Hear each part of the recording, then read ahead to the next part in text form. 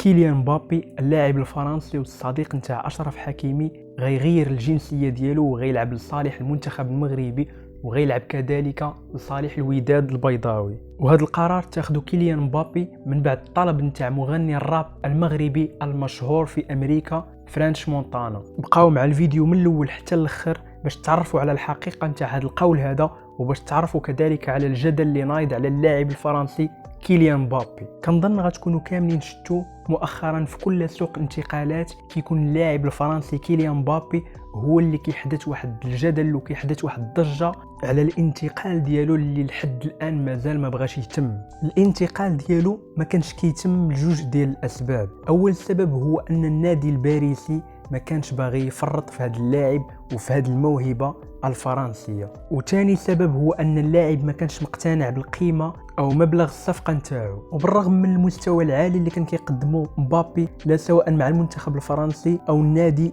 الباريسي، الا انه ما كانش عنده بزاف نتاع العروض، ما كانتش بزاف نتاع الانديه مهتمه بالتعاقد معاه، وذلك لعده اسباب. منها كيف ما قلت ان النادي الباريسي ما كانش باغي يطلق منه وما كانش باغي يتخلى عليه، بالاضافه كذلك لانه مبابي كان باين النادي اللي باغي ينتقل ليه اللي هو ريال مدريد، بحيث انه كان باغي ينهج نفس الخطه نتاع القدوه ديالو اللي هو كريستيانو رونالدو. دابا واش عرفتوا علاش ما كانوش عنده بزاف نتاع العروض وعلاش بزاف نتاع الانديه ما كانوش مهتمين بالتعاقد معاه؟ هاد الانديه كانوا خايفين انهم يقدموا عرض لكيليان مبابي ويخلي ليهم في داكشي علاش ما كانوش انديه اللي قدموا عرض رسمي للاعب كيليان مبابي من غير ريال مدريد. ريال مدريد كانوا قدموا عرض رسمي للاعب لانهم كانوا عارفين بان اللاعب حتى هو باغي يلعب في هذا النادي. مبابي من بعد ما شاف ان النادي الباريسي فشل في انه يتوج بلقب دوري ابطال اوروبا، واقتنع بان النادي ما كيخدمش التطلعات نتاعو اللي هي الفوز بالكره الذهبيه